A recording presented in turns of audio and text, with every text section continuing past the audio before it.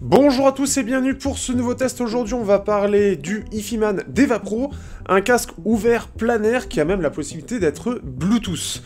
Il vient remplacer le Deva et se met en milieu de gamme entre guillemets à 350 €. C'est un casque qui est plutôt sympathique, qui a beaucoup de choses à revendre et surtout un côté pratique qui permet de le différencier d'un petit peu tous les casques ouverts du marché.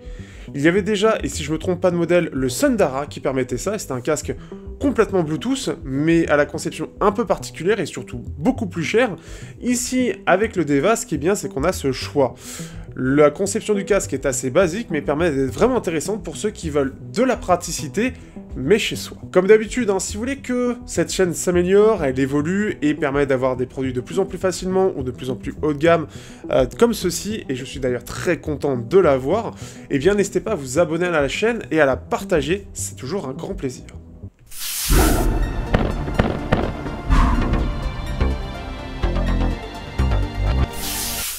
Au niveau du design, ce petit Ifiman Deva Pro reste assez classique. En effet, on est un peu comme le HE400 SE, sur une même base, on est sur à peu près le même arceau, avec quelque chose d'un petit peu plus qualitatif au niveau de la mousse, mais toujours assez ferme. La partie ici est toujours plastique, ce qui est un peu dommage, donc là on a le nom, c'est toujours là on a le LR, et on a toujours alors ce système pour pouvoir réduire, agrandir ou réduire la taille de l'arceau, qui est toujours très basique et que je trouve un petit peu moyen, je le trouve vraiment cheap dans sa... Voilà, vous avez compris. Et donc, ce qui fait que, ça, c'est un petit peu dommage. Alors, je pense que, justement, c'est surtout au niveau du driver qu'il y a une amélioration. On a toujours cette partie-là qui est en métal, donc la petite partie qui va tenir les oreillettes, et on a quelque chose d'un petit peu plus qualitatif au niveau des oreillettes, justement. On a quelque chose qui est toujours tout noir, donc on voit toujours rien, et par contre, il n'y a plus du tout d'isolation. Là, on en avait une très très légère sur le HE400 SE. Ici, vous n'avez absolument aucune isolation. Ce qui fait que vous entendez vraiment tout, et la moindre chose va un petit peu brouiller, entre guillemets, le son. Enfin, s'il y a quelque chose, si vous voulez être alerte, justement, vous aurez tout. Ça, c'est une première chose. Au niveau des coussinets, on a quelque chose qui est, je trouve, un petit peu moins agréable que le HE400 SE, qui est un petit peu plus, je trouve, doux, et l'arceau tient un petit peu moins sur la 7. On sent que... sur la 7. On sent qu'en fait, et ça se voit un petit peu, hop, et je le ressors ici, que c'est un petit peu moins fermé, donc ce qui fait que ça tiendra un peu moins sur la tête, on aura moins cette sensation d'avoir quelque chose d'agréable, ce qui fait que c'est une petite chance, mais c'est pas très, entre guillemets, très grave. C'est juste que je trouve que le HE400 est plus confortable et tient mieux sur la tête, et en fait, ici, c'est un peu moins le cas, on le sent un peu plus relâché, mais ce qui fait qu'on le sent un peu plus sur sa tête, c'est un peu étrange, je m'attendais pas forcément à ça, et ça aurait été plutôt pour moi le contraire, mais c'est pas hyper dérangeant dans la réalité. Au-delà de cette conception simple, donc ce qui fait que le driver, on peut le voir selon l'angle, donc vous le verrez dans tous les cas avec les plans, mais ça reste très discret, et c'est en soi d'une bonne qualité de conception dans l'ensemble, c'est quand même assez qualitatif et assez agréable. La particularité, avant de passer spécifiquement au module, c'est surtout que l'on a donc toujours le câble qui est détachable, un câble assez basique mais efficace à mon sens, et surtout donc on est sur du câble 3.5 mm dans les deux cas, et surtout ici en fait on peut mettre soit même un câble, si vous voulez le changer vous pouvez le mettre par un câble tout simple, donc quand je dis tout simple, c'est-à-dire que ici vous pouvez mettre juste une entrée comme ceci, donc pas de double entrée mais une seule entrée, et vous aurez le son pour les deux oreillettes. Ça c'est une première chose. Mais pourquoi? Parce que en fait dans sa conception ils ont créé un petit module en plus, qui est un module qui prend pas beaucoup de place, qui est pas très lourd, mais qui est Bluetooth. Et ça c'est son grand truc. Ce qui va le rendre très pratique puisque vous pouvez l'utiliser pour à peu près tout, sachant qu'il est assez gourmand tout de même, mais moins que son HE400 SE, son petit frère, et bien ça va permettre en fait d'être assez libre de ses mouvements. Et ça c'est plutôt cool, et c'est ce qui va le différencier de tous, c'est que il est très ergonomique du coup, puisque vous pouvez vous balader sans devoir avoir votre lecteur MP3 à portée, sans avoir le câble qui vous gêne, et pouvoir faire des tâches ou des choses sans être gêné, ou même tout simplement le raccorder à votre smartphone et écouter tranquillement en ayant quelque chose de pratique. Alors forcément, vous oubliez tout ce qui est isolation encore une fois, donc dehors, c'est pas la peine.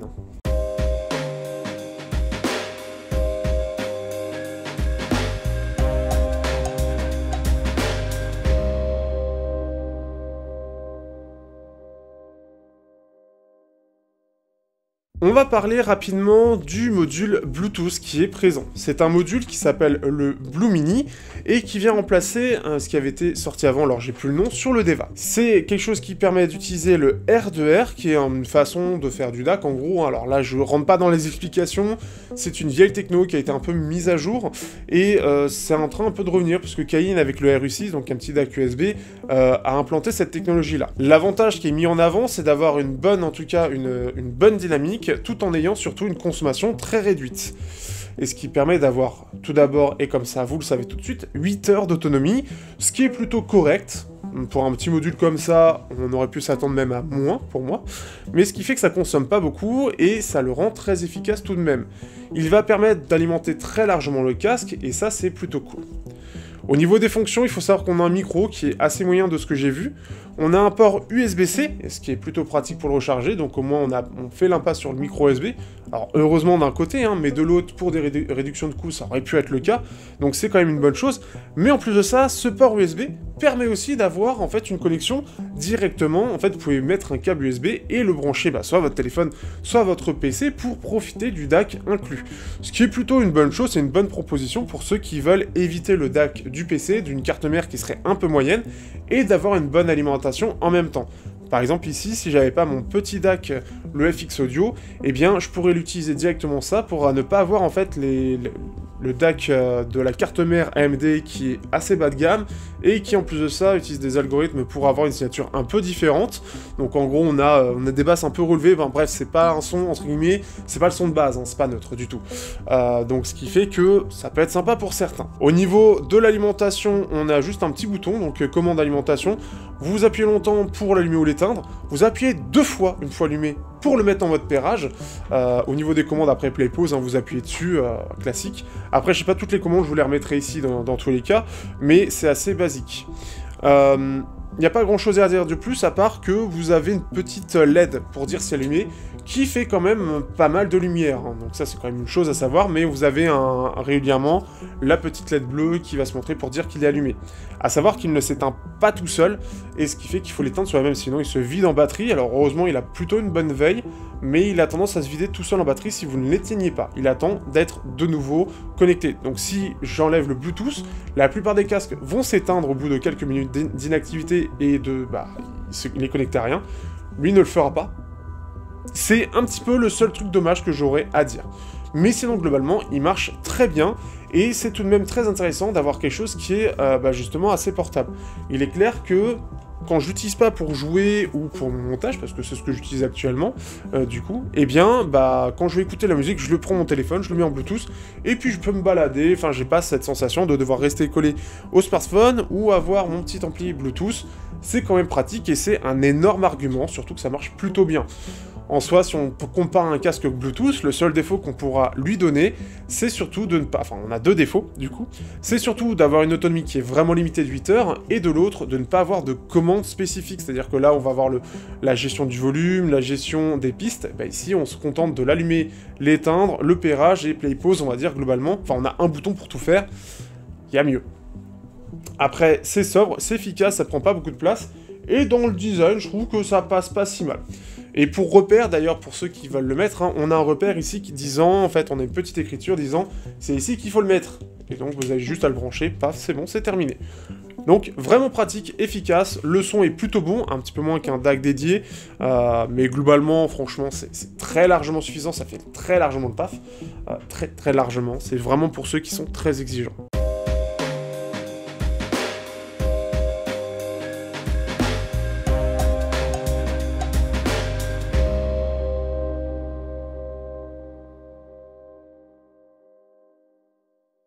Au niveau de la partie sonore, ici, on se retrouve donc avec un casque dit planaire. Je vous remets rapidement des schémas simplifiés pour expliquer comment fonctionne un casque planaire, son driver. Mais en gros, c'est radicalement différent de ce que propose un driver dynamique classique. Ça permet d'avoir de meilleures performances, mais c'est aussi beaucoup plus gourmand en énergie. Donc après, en soi, le son, c'est surtout celui qui vous plaît. Le fait d'avoir du planaire va surtout avoir quelque chose de beaucoup plus linéaire, que ce soit en termes d'alimentation, mais aussi en termes, et c'est un peu le but aussi, en termes de signature. Ici on est sur une signature assez neutre, un peu chaud, donc on peut voir que ça descend un peu, mais qui est hyper agréable et surtout très détaillée avec une excellente extension dans les aigus. L'amélioration par rapport au Deva, je ne la connaîtrai pas moi, je vous conseille de regarder tout de même le test de Joe sur Chiffy.fr, si j'y pense, je le mets dans la description. Ça reste un petit peu moins cher, mais c'est aussi un petit peu moins bien.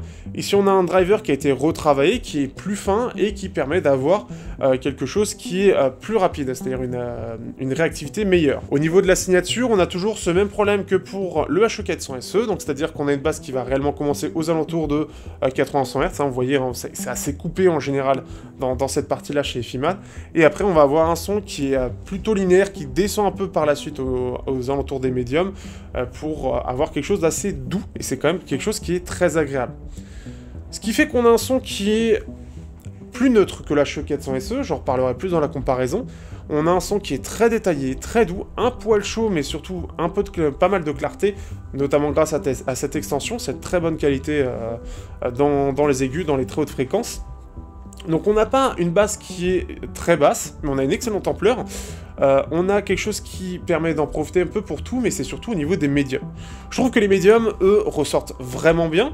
On a quelque chose de très aérien, qui s'exprime vraiment, qui est plutôt bien mis en avant par rapport au reste. Donc on sent qu'on a une signature qui est tout de même assez neutre, un petit peu chaude, et surtout très détaillée. On va avoir quelque chose qui va vraiment ressortir de ce point de vue-là, ce qui fait que ça le rend très agréable. On a des aigus qui sont pas très agressifs, et d'ailleurs qui permettent d'être assez doux et d'avoir des sessions plutôt longues, ce qui fait qu'ils sont pas fatigants, et pareil, ils ressortent beaucoup de détails, ils sortent quelque chose de bien naturel et de très agréable. On n'a pas l'impression spécifiquement que beaucoup de choses ressortent, à part un petit peu les cymbales, donc ça donne un côté un peu plus technique, c'est quelque chose qui a l'air d'être bien apprécié de la part de Hifiman, mais surtout on a une bonne extension. De l'ensemble, je trouve qu'on s'est assez neutre, ce qui fait qu'on va l'utiliser plus pour des styles assez doux, de la dub, du classique, où ça rend vraiment très bien, de l'ambiant, du chill, mais aussi on peut quand même l'utiliser sur des styles un petit peu plus basseux. J'aime beaucoup tout ce qui est wave music, par exemple Skeler, que j'aime bien, donc S-K-E-L-E-R-E. Vous avez de toute façon les différentes playlists que j'utilise énormément, vous l'avez dans la description, et ce qui fait que c'est vraiment cool, on peut quand même l'utiliser là-dessus. On va quand même sentir le manque de profondeur dans les basses, donc en dessous de 100 Hz, où ça pourrait être un petit peu plus présent, mais c'est vraiment pour ceux qui apprécient ça, il vaut mieux un casque fermé tout de même. Et on a quand même quelque chose qui est vraiment doux, qui est vraiment agréable, qui est bien détaillé. La basse s'exprime plutôt bien, même si elle n'est pas très bas. Dans la mid-basse, elle s'exprime plutôt bien, elle a quand même une bonne présence, et elle a surtout une bonne ampleur, ce qui fait qu'on apprécie quand même le rendu global. Au niveau, pour terminer un petit peu de la partie alimentation, il faut savoir qu'il est un peu gourmand, mais moins que le HE400 SE, et plus qu'un driver dynamique classique. Ce qui fait que sur un Fio BTR5, enfin en fait sur un peu tout, sur un DAC USB, USB-C d'un peu bonne qualité, il arrivera quand même à bien tourner, que ce soit sur un Shuanling UA1 ou même sur le périodique audio Radium, ça passe plutôt bien, il y a moins besoin de pousser le volume que ce que propose le HE400 SE qui est vraiment très gourmand, ce qui fait que c'est assez agréable. Une dernière chose aussi, ce qui est agréable sur ce casque plein air ouvert, c'est surtout qu'on n'a pas l'impression d'avoir besoin de pousser énormément le volume pour l'apprécier. Comme on a quelque chose qui est vraiment agréable, qui est vraiment détaillé et on a vraiment une impression de qualité, on n'a pas cette envie de forcément pousser le volume, et je m'en suis étonné moi-même, que ce soit pour l'HE400 SE, mais encore plus pour celui-là, ce qui fait que je reste à un volume raisonnable. En plus de ça, comme on a une scène super large, on a ce côté très ouvert, c'est quand même hyper agréable, et c'est vraiment cool pour ça.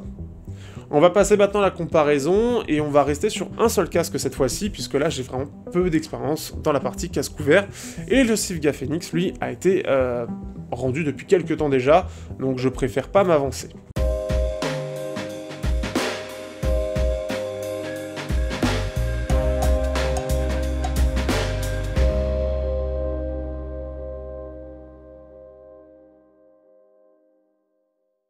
En termes de comparaison, on va juste donc parler du HE400 SE, son petit frère, vendu environ 150 €, donc on est clairement moins cher. La première chose en termes de design, on sent quand même une belle évolution, on a quelque chose d'un peu plus haut de gamme, même s'il partage surtout le larçon en commun, c'est les oreillettes qui sont quand même plus qualitatives. Pour autant, il est un petit peu plus lâche, donc surtout pour les petites oreilles, enfin les petites têtes plutôt, il va pas mal se balader, c'est clairement pas un casque où vous allez pouvoir un peu pouvoir vous amuser à bouger comme ceci, hein. il tient un peu moins sur la tête, par contre c'est quand même plus qualitatif. Il a aussi l'avantage, et d'ailleurs j'en ai pas forcément parlé juste avant, d'avoir donc ce côté câblé ou Bluetooth, ou avoir en fait un câble simplement, au lieu d'avoir la partie doublée en Y. Ce qui peut permettre en plus de ça de mettre un micro, notamment pour les jeux, donc par exemple c'est ce que j'ai utilisé pour Halo 6, et qui permet de pouvoir converser avec d'autres en ayant un casque de très très bonne qualité.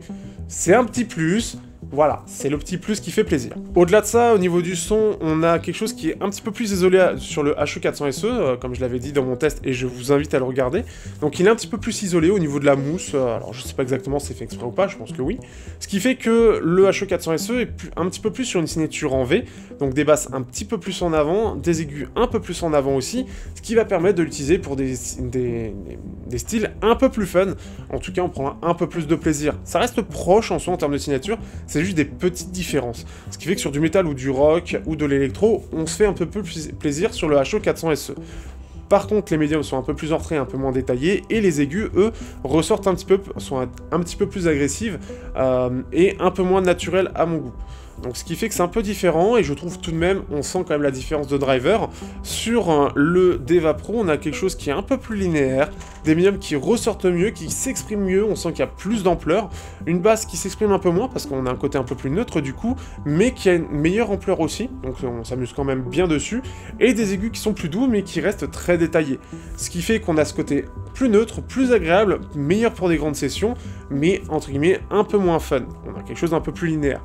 Néanmoins, le Deva Pro est quand même hyper polyvalent, on a quelque chose d'un peu moins fun, mais qui reste quand même globalement fait pour des styles plus calmes, mais on peut quand même s'amuser sur du métal, etc. Ce sera tout de même pas le même plaisir que ce que propose la HE400SE pour ces styles-là, mais bon, après, si vous êtes habitué à la signature ou à ce type de casque, ou si vous l'écoutez souvent, ça devrait pas être réellement gênant. J'ai vraiment connu pire en termes de casque neutre, où c'était vraiment pas agréable d'utiliser ça de façon neutre sur du métal, où la guitare ressort trop, et il manque des basses. Ici, on s'amuse quand même bien dessus. Ce qui fait que on a vraiment des choses différentes. Ce qui va vraiment faire la différence, c'est quand même le côté Bluetooth. Il faut quand même le mettre en avant. C'est ce côté un petit peu où on va pouvoir se balader chez soi, on va pouvoir être sans fil, on va pouvoir utiliser son smartphone sans devoir passer par un ampli Bluetooth ou un DAC USB-C, ce qui fait qu'on va rester libre, entre guillemets, dans nos mouvements, et on va pouvoir être un petit peu plus nomade dans notre partie sédentaire, j'ai envie de dire. Donc c'est quand même assez marrant, mais je trouve l'idée vraiment bien, et à l'ère où on a du Bluetooth partout, où on ne veut plus de fil, le Deva Pro répond extrêmement bien à ce besoin là-dessus par rapport au HE400SE, et ce qui fait que ça permet vraiment de se démarquer du reste. Et c'est un petit peu ce que je vais dire dans ma conclusion, donc je vais sûrement répéter sur cette partie-là. Mais ce qui fait que c'est aussi quelque chose qui va vraiment faire la différence entre les deux. C'est qu'au-delà d'avoir un meilleur driver, une signature un peu plus neutre, et quelque chose d'un petit peu plus relâché, on va dire ça comme ça, sur la tête, c'est surtout qu'on a ce côté Bluetooth qui va le rendre très différent et qui va répondre à un besoin aussi différent pour les gens.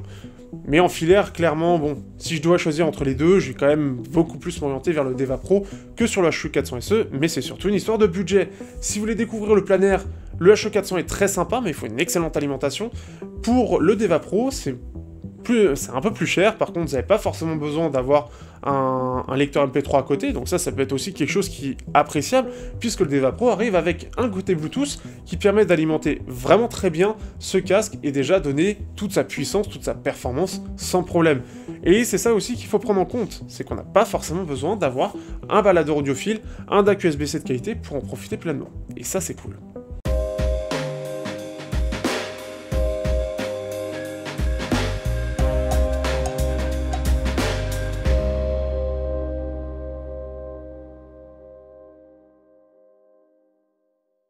Au final, que penser de ce petit casque ouvert plein air pour 350 €? Pour ceux qui ont suivi toute la vidéo, je pense que vous l'aurez compris, c'est un superbe casque. À 350 €, il a l'avantage surtout de déjà arriver avec un module Bluetooth en plus de ça, qui est vraiment sympathique et performant.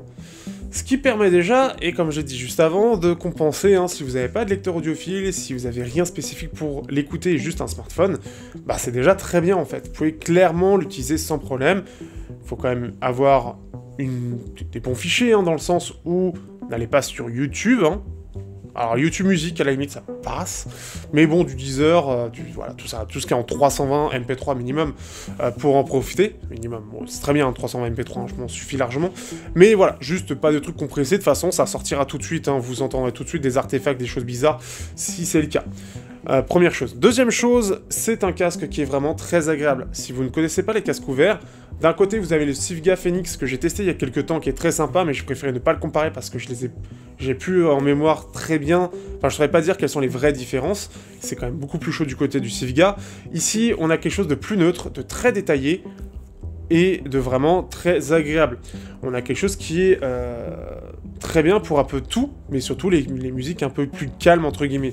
Donc du classique, qui a une exigence surtout dans la qualité des aigus, on a tout ce qui est ambiant, etc. Bref, je vais pas refaire tout le test, mais ce qui fait qu'on va vraiment profiter, on peut vraiment se faire une petite session très calme, même très longue, hein, parce que clairement, ce qui est bien, c'est qu'en plus de ça, le son est doux, il est agréable, il n'est pas agressif, et on peut faire des grandes sessions.